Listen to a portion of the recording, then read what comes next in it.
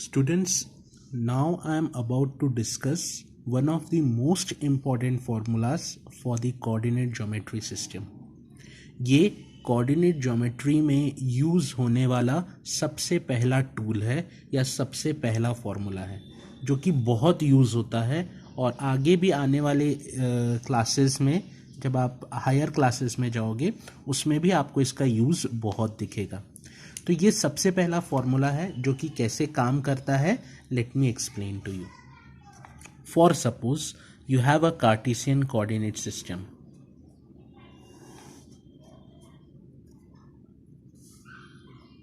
For suppose you have a Cartesian coordinate system and there are 2 points lying on it. किसी भी quadrant में lie कर सकते हैं. एक ये यहाँ lie कर रहा है, एक ये यहाँ lie कर रहा है. एक को नाम दे देता हूँ L, एक को नाम दे देता हूँ M.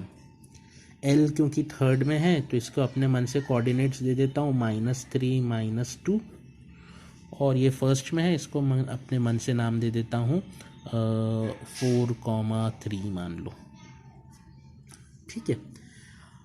अब डिस्टेंस फॉर्मूला काय के मदद करता है. ये इन दोनों पॉइंट्स के बीच का डिस्टेंस निकालने में मदद करता है. डिस्टेंस फॉर्मूला लगाते वक्त हमेशा आपका स्टार्टिंग या इनिशियल पॉइंट पहले लिखा जाता है और टर्मिनेटिंग पॉइंट बाद में लिखा जाता है. मतलब अगर LM डिस्टेंस आपको निकालना है, L दो पॉइंट्स हैं L और M. मैंने L पॉइंट को ये पॉइंट को कैपिटल अल्फ़ाबेट से रिप्रेजेंट करा है और इसके कोऑर्डिनेट्स यहाँ लिखे हैं और ये वाले पॉइंट को कैपिटल M से रिप्रेजेंट करा है और ये उसके कोऑर्डिनेट्स लिखे हैं x coordinate, y coordinate, abscissa और ऑर्डिनेट. ठीक है. अब मुझे किसी ने बोला कि LM डिस्टेंस निकालो, ये लाइन की लेंथ निकालो कितनी है. तो कोऑर्डिनेट ज्योमेट्री में ये लाइन की लेंथ निकालने का फॉर्मूला हमको दिया गया है. लेकिन लाइन की लेंथ निकालने के पहले ये बात का बहुत इम्पोर्टेंस है कि कौन सा अल्फ़ाबेट आप पहले लिख रहे हो और कौन सा अल्फ़ाबेट आप बाद में लिख रहे हो. मतलब LM लाइन का मतलब रहता है a line starting from point L and ending eight point M. और अगर मैं ML लाइन लिखूं तो इसका मतलब रहेगा a line starting from point M and ending eight point L. तो ये दोनों रिप्रेजेंटेशन दिखने में अलग अलग हैं, हालांकि दोनों का आंसर एक ही जैसा निकलेगा. आंसर पे कोई फर्क नहीं पड़ेगा, आंसर तो एक ही जैसा निकलेगा. लेकिन हाँ, आंसर निकालने के पहले ये जो नोटेशन है ये आपको बहुत ध्यान से देखना चाहिए कि सामने वाला आपसे कौन सा डिस्टेंस निकालने के लिए कह रहा है. ऐसा क्यों बोल रहा हूँ? क्योंकि जब फॉर्मूला लगाते हैं और अगर आपने इस बात का ध्यान नहीं रखा तो आपका आंसर गलत आता है उस केस में. अब फॉर्मूला क्या कहता है? डिस्टेंस फॉर्मूला ध्यान से देखो. ये रहता है distance formula is equals to under root of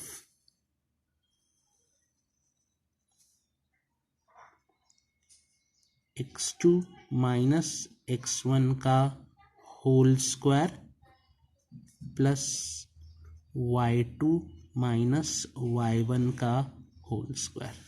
this is the distance formula. ये फॉर्मूला कभी भूलना मत, है ना. और इसका रिप्रेजेंटेशन भी ध्यान रखो. होल स्क्वायर है, x2 का स्क्वायर x1 का स्क्वायर नहीं है.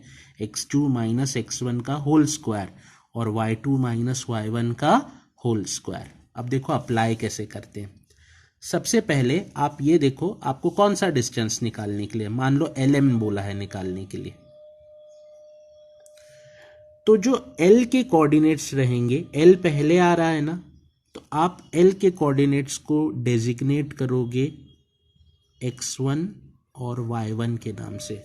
जो अल्फ़ाबेट पहले लिखा रहता है उसके कोऑर्डिनेट्स को फॉर्मूले का x1 और y1 माना जाता है और जो अल्फ़ाबेट बाद में लिखा रहता है उसको फॉर्मूले में